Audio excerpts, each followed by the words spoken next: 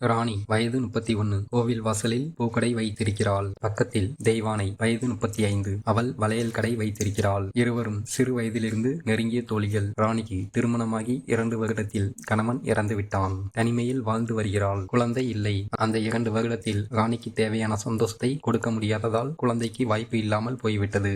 ஆனால் ராணி மிகவும் அழகாக இருப்பாள். அவள் மேனியில் எந்த ஒரு குறையும் கூற முடியாது. அப்படி ஒரு அழகு. தலைமுடி அழகாக வாக்கெடுத்து சீவி, மூக்கில் சிறியதாக மூக்குத்தி, சிவந்த உதடுகள், அம்சமான கழுத்து, கைகளை அழகாக காட்டுவது போல் அழகான ரவிக்கை, ஆளை மயக்குவது போல் மிக அழகான புடவை அணிந்து கொள்வாள். பூக்கடையில் அவளை பார்ப்பதற்காகவே நிறைய ஆண்கள் வருவார்கள். சில பேர் திருமணம் செய்து கொள்ள ஆசைப்படுகிறேன் என்று கூறுவார்கள். ஒரு சில பேர் உனக்கு தேவையானதை நான் செய்து தருகிறேன், ஒரு நாள் வந்து போ என்று அழைப்பார்கள். ராணி இதற்கெல்லாம் முக்கியத்துவம் கொடுக்க மாட்டாள். ஏண்டி இத்தனை பேர் உன்னை பார்க்க வராங்க, சைட் அடிக்கணும்னே உன் கடைக்கு வராங்க, யாரையாவது பார்த்து மறு திருமணம் செஞ்சுக்கலாம்ல என்பாள் தெய்வானை.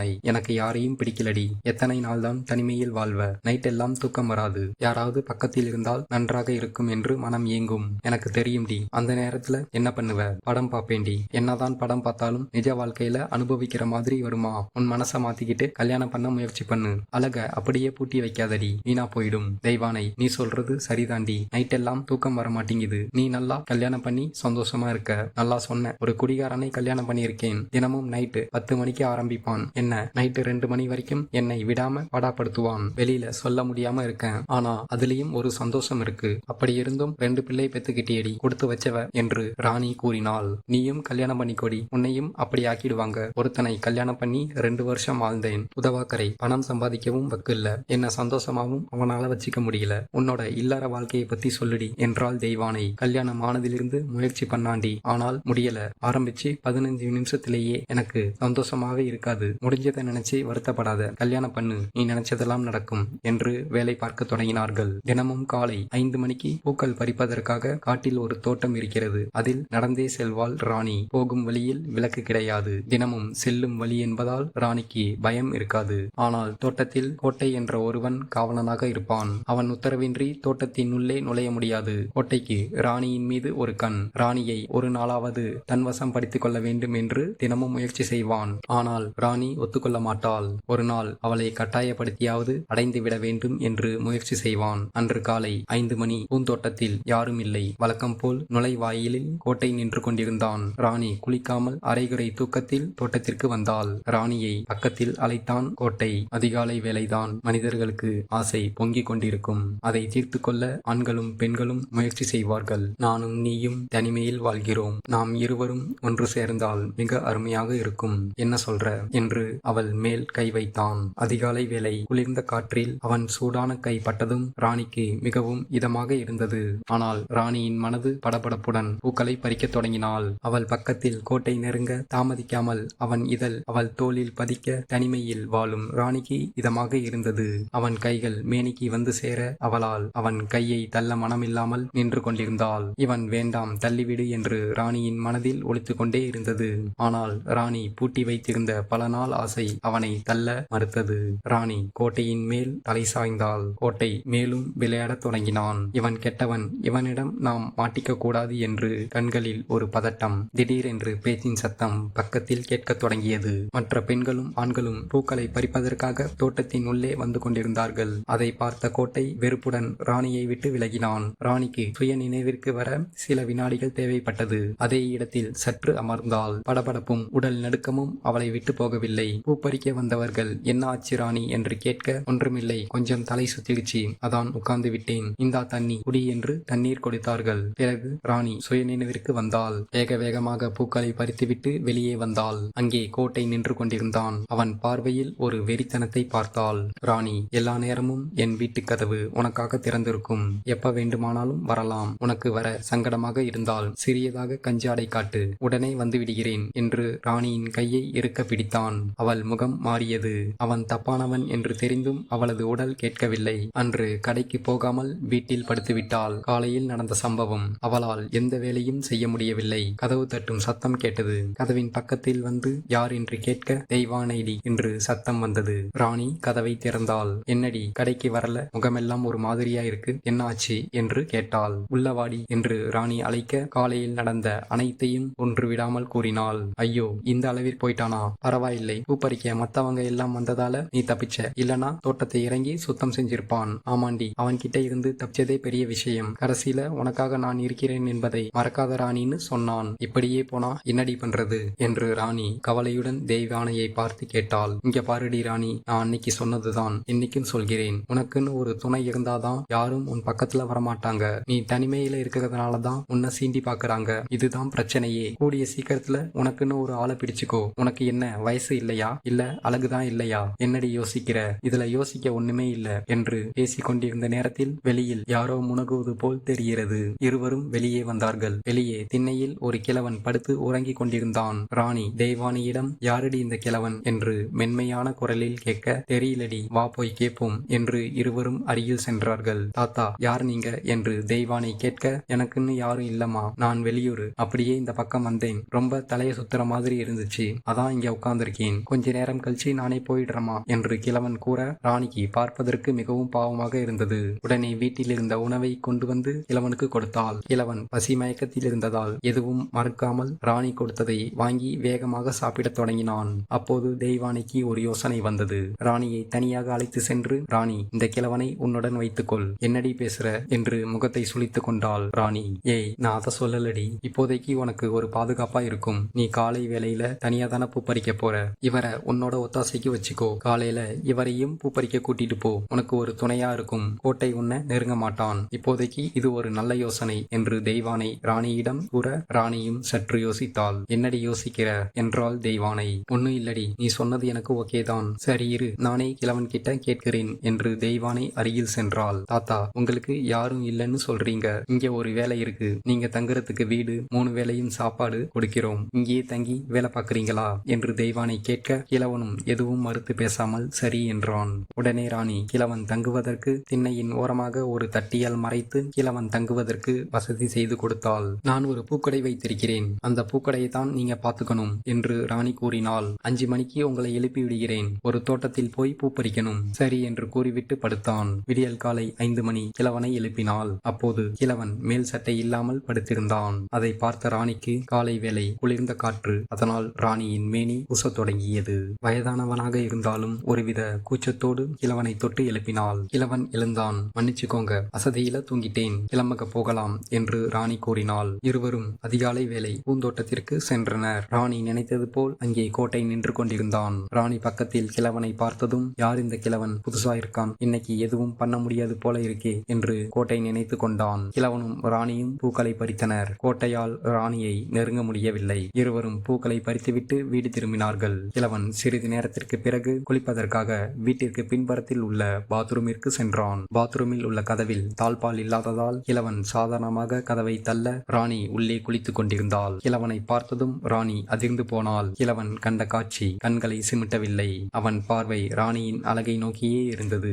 ராணி அருகில் இருந்த துணியை எடுத்து மேலே போத்திக் கொண்டாள். கிழவன் எதுவும் பேசாமல் அமைதியாக விலகி சென்றான். ராணி குளித்து முடித்துவிட்டு வெளியே வந்தாள். கிழவன் ஓரமாக நின்று கொண்டு பார்த்து கொண்டிருந்தான். ராணி ஈரமான பாவாடையை கட்டிக்கொண்டு வெளியே வந்தாள். பாவாடை முழுமையாக நினைந்திருந்தது. அதிலிருந்து தண்ணீர் துளி சொட்டி கொண்டிருக்க அப்படியே நடந்து வீட்டிற்குள் போனாள். அந்த அழகை கிழவன் பார்த்தபடி நின்று கொண்டிருந்தான். ராணி கிழவன் பார்க்கிறானா என்று திரும்பி திரும்பி பார்த்து கொண்டே நகர்ந்தாள். கிழவனின் பார்வை ராணியை நோக்கியே இருந்தது. பிறகு கிழவன் குளித்துவிட்டு வீட்டிற்கு வந்தான். ராணி கிழவனுக்கு காலை உணவு கொடுத்தாள். கிழவன் சாப்பிட்டு முடித்துவிட்டு, நான் கடைக்கு போகிறேன் என்றான். ராணி ஒரு பதட்டத்தில் நின்று கொண்டிருந்தாள். அவள் சிவப்பு நிற பாவாடையும் ரவிக்கையும் மேனியுடன் மிக நெருங்கி அழகாக ராணியை காட்டியது. அவளுடைய மேனியிலிருந்து வியர்வை துளி வலிந்து ரவிக்கையை நினைக்க செய்தது. அப்போது கிழவன் கூறினான், காண கிடைக்காத தரிசனம், ரொம்ப அழகா இருந்த என்று ராணியை ஒரு கணம் காலிலிருந்து தலை முதல் பார்த்துவிட்டு கிளம்பினான். ராணியின் உடம்பு ஏதோ செய்ய தொடங்கியது. கிழவன் பார்த்த அந்த நொடி ராணியால் எந்த வேலையும் செய்ய முடியாமல் திணறி போனாள். கிழவன் பூக்கடையில் வியாபாரம் பார்த்து கொண்டிருந்தான். தெய்வானை கிழவனை பார்த்ததும், எங்கே ராணி வரவில்லையா என்று கேட்டாள். என்னை முன்னாடி போக சொன்னாங்க, வருவாங்க என்றான் கிழவன். சொன்னது போல் வந்தாள். அவள் மனதில் படபடப்பு அடங்கவில்லை. அவளுக்கு பித்து பிடித்தது போல் கடைக்குள் வந்தாள். என்னடி ராணி, ஒரு மாதிரியா இருக்க என்றாள் தெய்வானை. ஒன்னும் இல்லடி என்று ராணி கூற, ஆனால் அவள் முகத்தில் ஏதோ ஒரு புதுவித மாற்றத்தை தெய்வானை உணர்ந்தாள். கிழவன் மேல் சட்டையை கழட்டி வைத்துவிட்டு ராணியை பார்த்தவாறு வேலை பார்த்து கொண்டிருந்தான். கிழவன் குனிந்து நிமிர்ந்து வேலை பார்ப்பதை ராணி பார்த்தாள். கிழவனை பார்க்க பார்க்க ராணிக்கு ஒரு மாதிரியாக இருந்தது. அவளால் கடையில் வேலை பார்க்க முடியவில்லை. யாரிடமும் எதுவும் எதுவும் சொல்லாமல் வீட்டிற்கு சென்றாள். அதை பார்த்த தெய்வானை, தாத்தா என்ன ஆச்சு, ஏன் ராணி கிளம்பிட்டாள்? அது கிழவனுக்கு தெரியும். ஆனால் உண்மையை கிழவன் மறைத்தான். காலையில சாப்பிடாம வந்துட்டாங்களாம். என்னை ஏதாவது வாங்கிட்டு வர சொன்னாங்க. கொஞ்சம் கடையை பாத்துக்கிறீங்களா? நான் வாங்கி கொடுத்துட்டு வந்துடுறேன் என்று கிழவன் தெய்வானையிடம் கேட்டான். அதற்கு தெய்வானை, சரி போயிட்டு வாங்க என்றாள். கிழவன் வேக வேகமாக ராணி வீட்டிற்கு சென்றான். ராணி வயிற்றை அழுத்தி பிடித்துக் கொண்டு படுத்திருந்தாள். கதவு தட்டும் சத்தம் கேட்டது. ராணி கதவை திறக்க கிழவன் வெளியே நின்று கொண்டிருந்தான். ராணிக்கு நடுக்கமும் வியர்க்கவும் செய்ய தொடங்கியது. அவள் பட்டென்று திரும்பிக் கொண்டாள். கிழவன் உள்ளே வந்து கதவை அடைத்தான். ராணிக்கு கதவு அடைக்கும் சத்தம் கேட்டது. அவள் மனது மேலும் படபடக்க தொடங்கியது. கிழவன் அருகில் வந்து ராணியின் கையை பிடித்தான். பல ஆண்டுகளாக எந்த ஒரு ஆணின் கையும் படாததால் அவளுக்கு ஏதோ செய்ய தொடங்கியது. இரு இதழ்களையும் பிரித்து பெருமூச்சு விட்டாள். கிழவன் பக்கத்தில் நெருங்கி வர கிழவனின் கன்னங்களை பிடித்து செவுத்து ஓரமாக தள்ளி கொண்டு சென்றாள். டேய் கிழவா, காலையில என்னோட தரிசனம் கிடைக்கும் போதே வேட்டையாட வேண்டியது தானடா என்று அவன் முகத்தில் இதழ்களை பதித்தாள். ராணி விலகாதவாறு கிழவன் நடந்து கொண்டான். சிறிது நேரம் கழித்து இருவருக்குள்ளேயும் இடைவெளி வந்தது. ராணி பெருமூச்சு விட்டாள். அதே இடத்தில் மங்கள வாத்தியம் முறையாக வாசிக்க தொடங்கினான் கிழவன். அவன் வாசிப்பிற்கு ஏற்றவாறு மிக மென்மையான குரலில் ராணி சங்கீத ராகத்தை பாடத் தொடங்கினாள். மதிய வேளை ஆகியும் ராணியும் கிழவனையும் காணும் என்று யோசித்தபடி ராணி வீட்டிற்கு தெய்வானை கிளம்பினாள். வீட்டின் கதவு சாத்தப்பட்டிருந்தது. ஜன்னல் வழியாக தெய்வானை பார்த்தாள். கிழவன் விடாமல் மங்கள வாத்தியம் வாசித்துக் கொண்டிருந்தான். அதை பார்த்த தெய்வானை வாய் அடைத்து போய் நின்றாள். கிழவனாக இருந்தாலும் முறையாக வாசிக்கிறானே என்று நினைத்து கொண்டு கதவை தட்டினாள். இருவரும் வேக வேகமாக எழுந்தார்கள். ராணி வந்து கதவை திறக்க தெய்வானை ராணியை பார்த்ததும் முந்தானையை வைத்து முகத்தை துடைத்துக் கொண்டாள். கிழவன் பக்கம் திரும்பினாள். கிழவன் ஒரு ஓரமாக நின்று கொண்டிருந்தான். என்னடி என்று தெய்வானை கேட்க, ஒன்னும் இல்லடி என்று ராணி சமாளித்தாள். கிழவன் வாசித்த மங்கள வாத்தியத்தை ஜன்னல் வழியாக நான் பார்த்துட்டேன்டி என்று தெய்வானை கூற ராணியின் முகம் மாறியது. சும்மா சொல்லக்கூடாதுடி, ரொம்ப நல்லா இருந்துச்சு, உன்னோட சங்கீத ராகமும் அருமையாக இருந்தது என்று பேசிக்கொண்டே தெய்வானியின் பார்வை கிழவனை நோக்கியே இருந்தது. கிழவனை பார்த்தபடி தெய்வானை ராணியிடம், ஏ ராணி, நாம 2 பேரும் சங்கீத ராகம் பாடலாமா என்று கேட்க ராணி எதுவும் பேசாமல் அவளது முகம் மாறியது. என்னடி சொல்ற? ஆமாண்டி, எனக்கும் சங்கீத ராகம் பாடணும்னு ஆசையா இருக்கு. ராணிக்கும் தெய்வானை சொன்னது பிடித்திருந்தது. அதனால் இருவரும் கிழவன் பக்கம் திரும்பினார்கள். கிழவன் அருகில் வந்து எதுவும் சொல்லாமல் நின்றான். தெய்வானை வைத்திருந்த மல்லிகைப்பூ வாசம் கிழவனை இழுக்க செய்தது. மூவருக்கும் மதிய வேளை இரவாக மாறியது. மாலை 6 மணி. தெய்வானை எழுந்தாள். கடையில வேற யாரும் இல்லடி, நான் கிளம்புகிறேன் என்றாள். எனக்கு ரொம்ப டயர்டா இருக்கு என்று ராணி கூற கிழவன், நான் போய் கடையை மூடி விட்டு வருகிறேன் என்றான். அதற்கு ராணி, சீக்கிரம் வந்துடுறா என்றாள். என்னடி வார்த்தை ஒரு மாதிரியா கொலையுது என்றாள் தெய்வானை. அப்படியெல்லாம் ஒன்னும் இல்லையே, இரவு ஆயிடுச்சு, அதான் காலையில சீக்கிரமா எந்திரிச்சு பூ பறிக்க போகணும், அதான, வேற ஒன்னும் இல்லையே என்று தெய்வானை கேட்க, அதெல்லாம் ஒன்னும் இல்லடி, நீ போ என்றாள் ராணி. கடையை கிழவன் வேக வேகமாக எடுத்து வைத்தான். தெய்வானை கிழவனை கவனித்துக் கொண்டே இருந்தாள். கிழவன் கடையை சாத்துற வேகத்தை பார்த்தா நைட்டும் படம் ஓடும் போலர்க்கே என்று யோசித்தபடி நின்றாள். கிழவன் கடையை அடைத்துவிட்டு எதிரே இருந்த உணவகத்தில் சாப்பிட இரவு உணவு வாங்கினான். அதில் தெய்வானைக்கு ஒரு பார்சல் கொடுத்தான். சிறிது கணம் கிழவன் தெய்வானையை பார்த்து, நைட்டு முடிஞ்சா என்று கஞ்சாடை காட்டினான். அதை புரிந்து கொண்ட தெய்வானை கிழவனுடன் இருந்த நொடிகளை பற்றியே யோசித்துக் கொண்டிருந்தாள். இரவு வீட்டில் அவளுக்கு சரியாக தூக்கம் வரவில்லை. கிளம்பலாம் என்று முடிவு செய்தாள். கதவை பூட்டிவிட்டு கிளம்பலாம் என்று பார்த்தால் இன்னும் அவனை காணும் என்று நினைத்து கொண்டு வெளியே வந்தாள். தெய்வானை கணவனின் கையில் மல்லிகை பூ வைத்துக் கொண்டு ஆடிக்கொண்டே வந்தான். நல்லா குடித்திருந்தான். எங்க தெய்வானை போற என்றான். கடையை சரியா பூட்டல, நான் போய் பூட்டிட்டு வரேன், நீ போய் படு தூங்கு என்றாள். கொஞ்ச நேரம் கழிச்சு போகலாம் என்று இருக்க தெய்வானையை வாசலில் வைத்து கட்டி கொண்டான். அவன் நல்லா இரு கைகளையும் ஒரு பாம்பு சுத்தியது போல் சுத்தி கொண்டான். அவன் பிடியிலிருந்து வெளியே வர முடியாமல் தவித்துக் கொண்டிருந்தாள் தெய்வானை.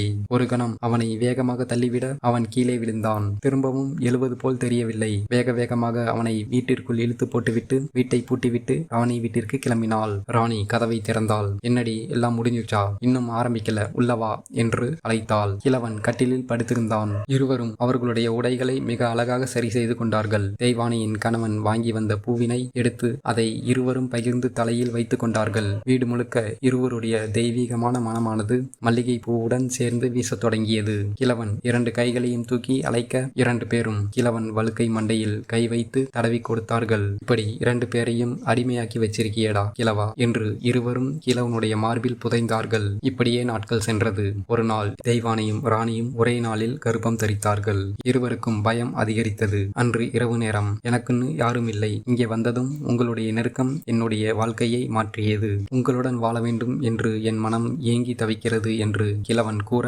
ராணி கிழவனுடன் வாழ்வதற்கு முழு சம்மதத்தையும் தெரிவித்தாள். தெய்வானைக்கும் கிழவனுடன் இருக்க வேண்டும் என்று ஆசையாக இருந்தது. ஆனால் தெய்வானைக்கு திருமணமாகி 2 குழந்தைகள் இருக்கிறார்கள். அவள் கணவன் இருக்கிறான். அதனால் மிகுந்த யோசனையில் இருந்தாள். தெய்வானை, நாங்க 2 பேரும் திருமணம் பண்ணிக்கிட்டு ஒரு சந்தோஷமான வாழ்க்கையை வாழ்றோண்டி. உனக்கு தான் திருமணமாகி குழந்தைகள் இருக்குல்ல, ஒரு தடவை சந்தோஷமா இருந்துட்ட, நீ விலகி கொடி, நானும் கிழவனும் கல்யாணம் பண்ணிக்கிறோம் என்று ராணி கூற தெய்வானை சரி என்று கூறிவிட்டு கிளம்பினாள். ஆனால் கிழவனை தெய்வானையால் மறக்க முடியவில்லை. இந்த குடிகாரனோட வாழ முடியாது. கிழவனை எப்படியாவது ராணிக்கு முன்னாடி நாம கல்யாணம் பண்ணிக்கணும். கல்யாணம் பண்ணிக்கிட்டு ஒரு நல்ல வாழ்க்கையை அமைச்சுக்கலான்னு முடிவு செய்தாள். அன்று இரவு ராணி, கிழவா, நான் ரொம்ப சந்தோஷமா இருக்கேன்டா. எனக்கு ஒருத்தனோட கல்யாணம் ஆச்சு. ஆனா இந்த அளவுக்கு சந்தோஷமா இல்ல. உன் கூட இருந்த நாட்கள் எல்லாம் மறக்க முடியாது. எனக்குள்ள ஒரு புதிய உயிரை உருவாக்கிட்டியேடா கிழவா என்று அவன் மார்பில் முகம் சாய்த்தாள். மறுநாள் காலை கடை திறந்தான். தெய்வானை அதை பார்த்துவிட்டு எங்க ராணி என்று கேட்டாள். ராணிக்கு டயர்டா இருக்காம். மதியானமா வரன்னு சொல்லிட்டா. இருவருக்கும் ஏதோ நடந்திருக்கிறது என்று தெய்வானை புரிந்து கொண்டாள். கிழவனை இப்படியே விட்டுவிட்டால் ராணியுடன் சென்று விடுவான் என்று நினைத்து தெய்வானை கிழவன் இருக்கும் இடத்திற்கு சென்றாள். கிழவா, உன்னிடம் பேச வேண்டும், என் வீட்டிற்கு வா என்று அழைத்தாள். கடையில யாரும் இல்லை என்று கிழவன் கூற தெய்வானை கடையில் இருந்து வேலை செய்யும் நபர்களை அழைத்து வந்து கடையை பார்த்து கொள்ளும்படி சொல்லிவிட்டு இருவரும் தெய்வானை வீட்டிற்கு கிளம்பினார்கள். உன் கூட இருந்த நிமிடங்கள் என்னால மறக்க முடியலடா. உன் கூட என்னுடைய வாழ்க்கையை வாழணும். என்னோட சொந்த ஊரான குறிஞ்சிக்கு என்னோட 2 பிள்ளையையும் கூட்டிக்கிட்டு யார்கிட்டையும் சொல்லிக்காம போயிடலாம். எனக்கு அங்க சொந்தமான வீடு, அப்புறம் தோப்பு எல்லாம் இருக்கு. என்ன சொல்ற? அப்போ ராணி என்றான் கிழவன். இப்போதைக்கு நாம 3 பேரும் சேர்ந்து இருந்தா நம்மளால நிம்மதியா இருக்க முடியாது. இப்போதைக்கு நாம கிளம்பிடலாம். சூழ்நிலையை பார்த்துவிட்டு ராணியை அழைத்து கொள்ளலாம் என்று தெய்வானை கூறினாள். அதற்கு கிழவன் சம்மதித்தான். யாரிடமும் எதுவும் சொல்லாமல் கிழவனும் தெய்வானையும் கிளம்பினார்கள். இந்த வீடியோ உங்களுக்கு பிடித்திருந்தால் லைக் பண்ணுங்க. இது போன்ற சுவாரஸ்யமான வீடியோக்களை என்னுடைய சேனல்ல பார்க்க சப்ஸ்கிரைப் பண்ணுங்க. மறக்காம பெல் பட்டனை கிளிக் பண்ணிக்கோங்க. இது போன்ற சம்பவங்கள் உங்களுடைய வாழ்க்கையில் நடந்திருந்தால் கமெண்ட்ல என் கூட ஷேர் பண்ணுங்க. நன்றி, வணக்கம்.